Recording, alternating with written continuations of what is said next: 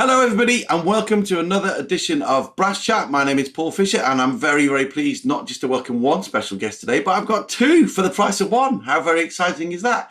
So with us today, we have got the one and only head of brass at the Royal Birmingham Conservatoire, Mr. Amos Miller, and the director of the brass band course at Birmingham, it's Mr. Ian Porthouse. Hello, gentlemen. Hello. Hi, Paul. How you doing? I'm very well. How are you guys? Are you all well? Yeah, working flat out. Yeah. End of a busy day. Great, good stuff. And so it's really great to have you on. So thank you so much for joining us. Really, I want to talk about the course that you've got going on at Birmingham and all the exciting things you have there. It's from my point of view, obviously, I know you two guys very well, and I think what you've got going on there is fantastic. Obviously, Amos, I've known you for a long time, and Ian, I know obviously your reputation with the brass band world is there for everybody to see. Amos, people might not know you quite so well, but obviously your career has gone on for not that long because you're not that old, obviously, but you've dipped your toe in many, many worlds, and Birmingham Conservatoire is very fortunate to have you there as the head of brass. So tell us a little bit about life at Birmingham now, and particularly on the brass band course, and how the year has started in this kind of post-COVID era. Is all well with you guys? Yeah, it's great. It's amazing to be back. We had a huge amount of adjusting to do last year to get into bubbles and think of creative ways to make the year fun for people to play and actually do practical stuff. So it's taking a bit of adjusting to remind ourselves how we used to do it, but it's really joyful. We're not in bubbles anymore. We've got a full brass band going on twice a week, which is brilliant. So it's really exciting. And you mentioned that I might not be as familiar to your audience as some, and the great joy of having this job at the Conservatoire, which is new for me as of 3 and a bit years ago, is that it's been a gorgeous baptism into what an incredible world brass banding is, because it was something I auditioned for a band when I was 11, and it was a county brass band or it was a county youth orchestra. But because my teacher had a theory about tenor clef, and he taught me tenor clef really young, and because nobody else could read the tenor clef at the time, they stuck me into the orchestra. So I never went through the banding thing at all. I just kind of missed it, which is a tragedy. And it's been a great education and a joy for me to meet Ian and listen to him work and learn from what he does with our brilliant band. And yeah, I love it. So it's been exciting. So I'm becoming an aficionado rapidly now. It's never too late, Amos. You do realise this. I know where you live. Yeah, tenor clef and 2 flats. I've got no excuses. So, Ian, tell us a little bit about your role at Birmingham, and as Amos has said, you rehearse twice a week. So tell us kind of what is expected of a student at Birmingham on the brass band course, and what do you deliver for them, and what are your expectations? Yeah, thanks, Paul. When my position was sort of first created, it's probably about 15 years ago now, one of the conditions we really thought was important was that the band should rehearse 2 times each week, rather than like many of the ensembles in college are project-based. For our students, they like that tradition of we're really working hard twice a week. So we have an hour and a half rehearsal on every Tuesday, every Wednesday. The repertoire is always, hopefully always interesting, and 99% of the time it's repertoire that they won't play with the normal bands. I mean, I'm not sure how many bands are involved now. There's probably 6 or 7 bands involved in, outside of college that all the students play with. But we've got a concert in Leamington in a couple of weeks, part of the Leamington Festival, and the repertoire is Volcano, Robert Simpson, which is fairly heavy going for first term back. Fantasies for Band, Malcolm Arnold, which is brilliant, a bit lighter. And then Stephen Roberts has written us a brand new piece, which is for double band. So we've got the college band and the Shirley band, which is conducted by one of our post-grad conducting students, Tom Stoneman. So we're always looking to do historical repertoire, but also new rep that's going to challenge and interest the students, and not so much lighter concert rep. They all do that with their own bands anyway. So how long is the course? Is it a 3-year course, 4-year course? And what else it goes on in the week? You've got the 2 rehearsals, but what else are the expectations? What stuff do the students have to do the rest of the week? The course is 4 years for undergraduate. BMUS 1, 2, 3, and 4. You can leave at the end of 3 years and get just a BMUS degree, but most 99.9% of people get the BMUS Ons, which is 4 years. Very, very occasionally, with really, really exceptional players, we can offer them a place direct into BMAS 2, and they still get on, but that's pretty unusual. They're busy, so in addition to their 2 rehearsals a week with Ian, they also have a performance class every week, which is like a masterclass, and that I'm very, very passionate about the fact that we don't ghettoise the brass department into orchestral and band, because I think it's completely wrong. We're all brass players. We can all learn from each other. So performance class is a mixture of instruments. And in fact, we have a few trumpet players who are very keen, cornet players playing in the band this term as well. Ian's very welcoming. If you're a trombone player or a tuba player, you're lucky because there isn't a specific brass band pathway for trombones and tubas, so they get to do both orchestral and band, so they're really busy. And then we have performance classes. They've got all the supporting studies. They have their one-to-one lessons. They've got self-allocated lessons, so they can have lessons. So if you're a cornet player who wants to do a bit of trumpet, you can also have trumpet lessons, or you can have specialist E-flat, sop lessons, or you can, whatever. Euphonium players can have trombone doubling, that kind of thing.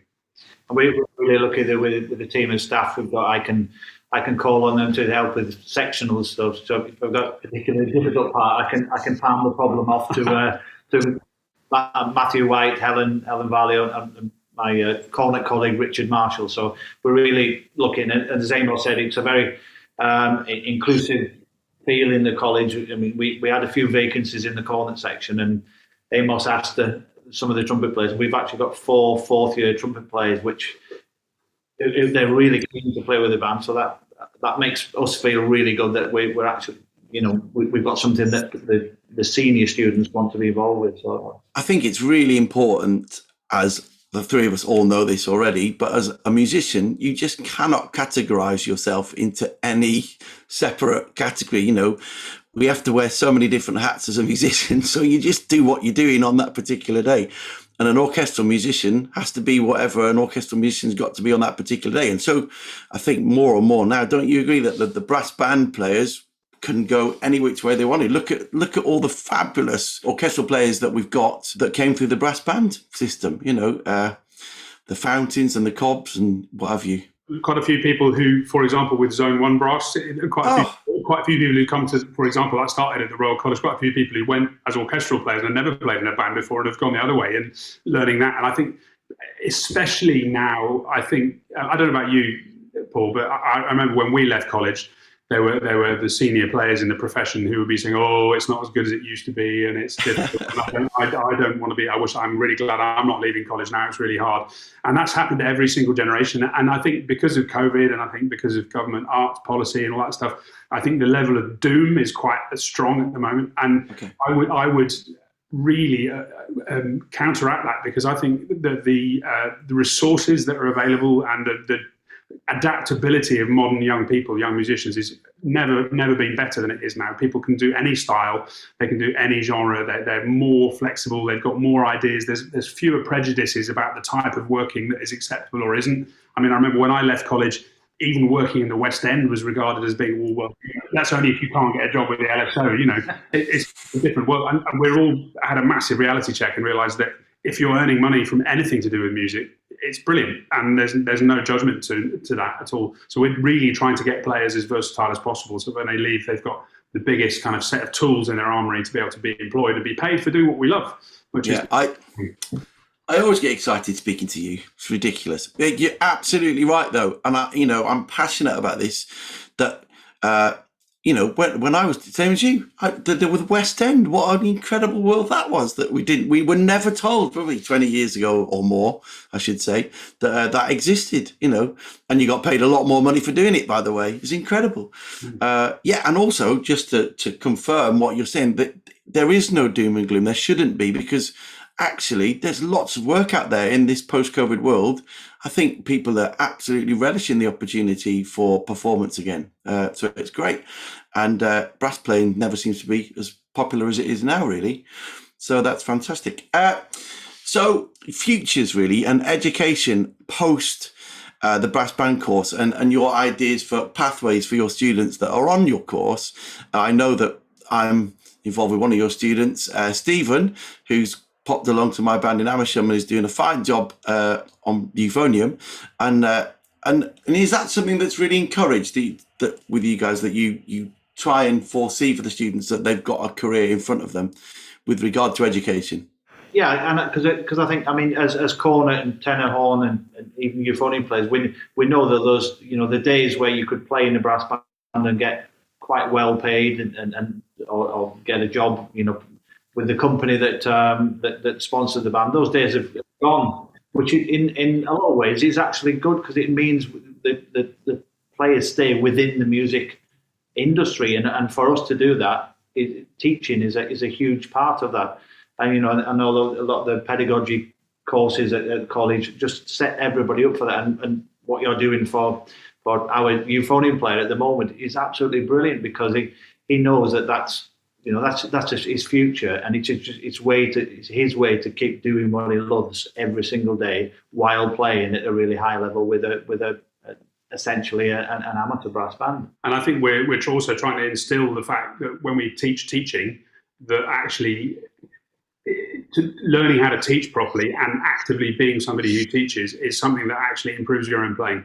It's utterly essential. It helps you understand your own problems. You can't explain how to a 13-year-old how to do something unless you really have a clear idea of how you're doing it yourself. And it maintains it because you demonstrate, and it keeps your ears going. I think it's completely crucial. It's not a second best thing at all. And also, morally, we're also privileged to be able to do what we do. We have a complete beholden responsibility to make it as accessible as possible to as many people as possible, because it's, playing instruments ace, Yeah. And as Amos says, I think I'm into my about 24th year teaching cornet here now. But there's not a week goes by where I don't actually learn something from my students, because I'm trying to work out, well, why doesn't that quite work? And then something happens, and you think, oh, I wish I'd known that myself 20 years ago. Maybe I could have got that top D instead of missing it, or And I think that world is all there for our students to go and to help in that in the education system. Yeah, it is amazing that you find yourself saying things coming out of your own mouth that you don't transfer to your own playing, isn't it? And then you suddenly think, why don't I do that? And when you do it, it actually works. Yeah.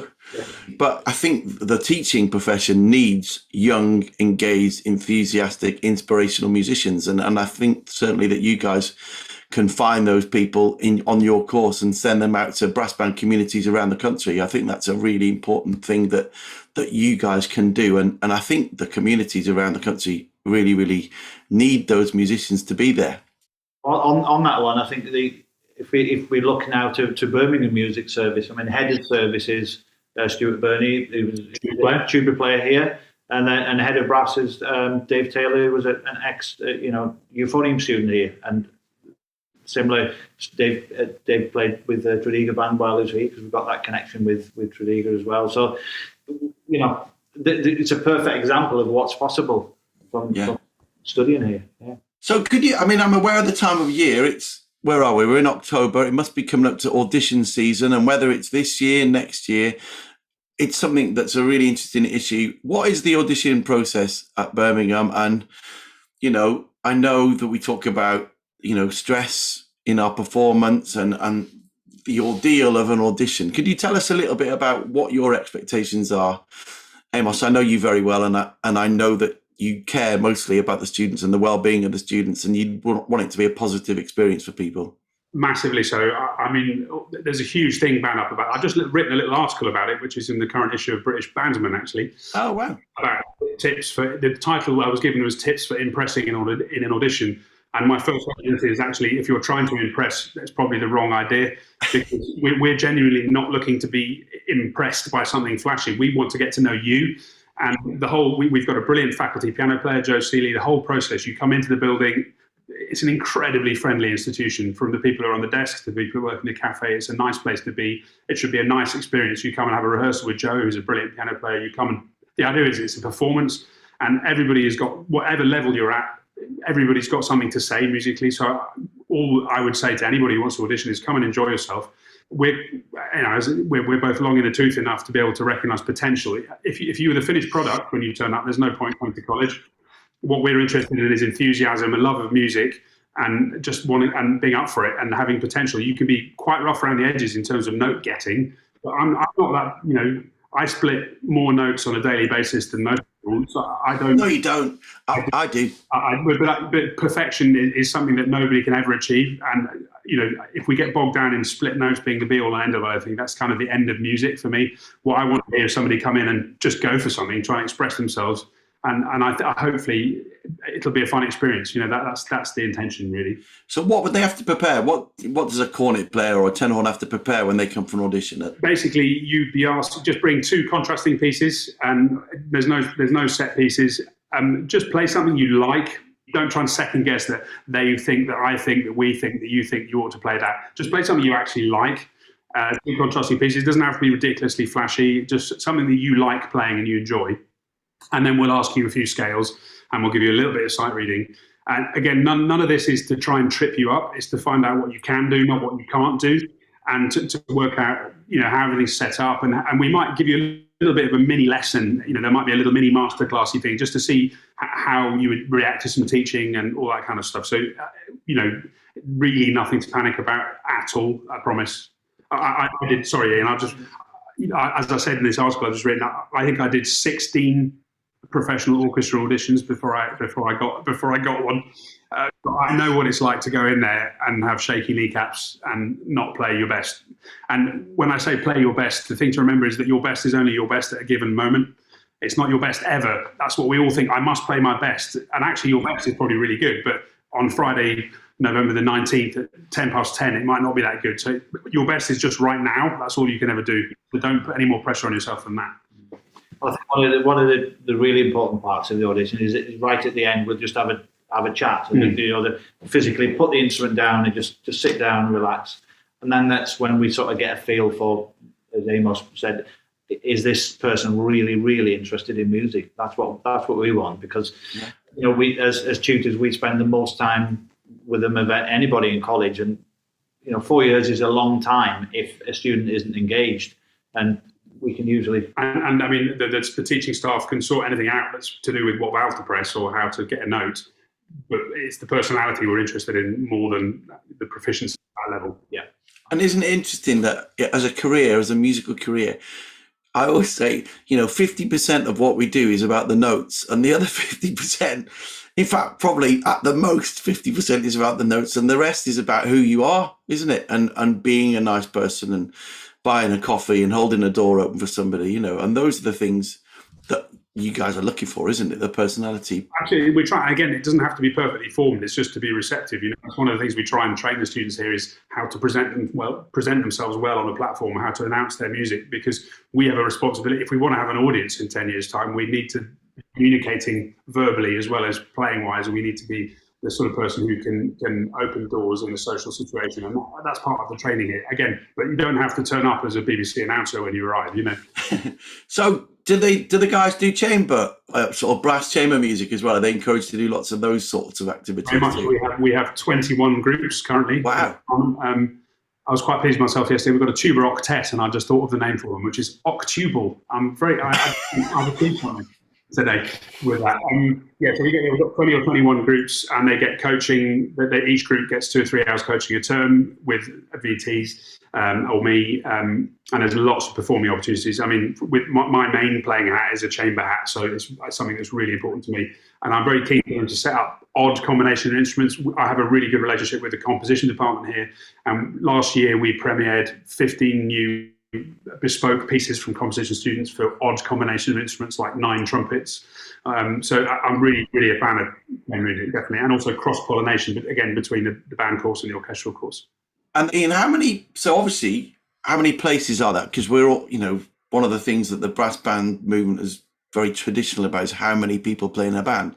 But actually, if you travel further abroad on the continent and over in America, they have more than the traditional number of brass players in a band. So how does that work within your setup? We've actually tried a few different systems over the years, Paul. When we've been oversubscribed, we actually tried like a rep band situation and a bands on different days and with an overlap of certain players.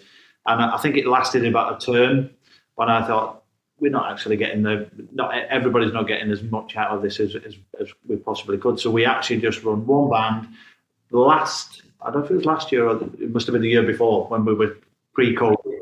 I think we had 8 euphoniums, and we were trying to work out how we're going to do this. And in the end, we just had them all in the band, and it worked. It was fine. We just have to be sensible. lot of the things. So if you study cornet, tenor, horn, or euphonium, you will be in the band here every single term for all 4 years, every week.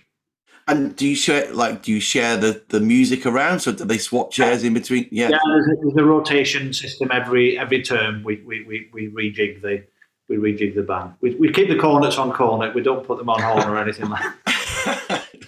What about flugel? Do you have specific flugel students coming to you as well, or occasionally? We have had. We're on our second or third first study soprano player.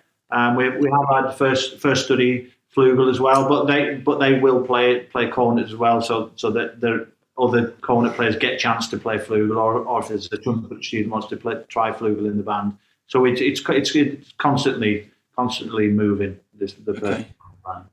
And it's interesting to hear that you've got a project coming up in the next couple of weeks with one of your local bands. That's something that's really exciting. And is that something that you try and do consciously, get involved with your kind of more local community with their bands around Birmingham? I think it's something we're looking at a lot more, isn't it? The last couple of years, that's been definitely developing. I think with the introduction of our master's conducting course for brass band direction, that seems to have developed quite a lot, so that our conducting students will go, and that brings the band. So Tom, who's conducting Shirley Band in Leamington with us, he was our master's student with us, and I think it's incredibly important.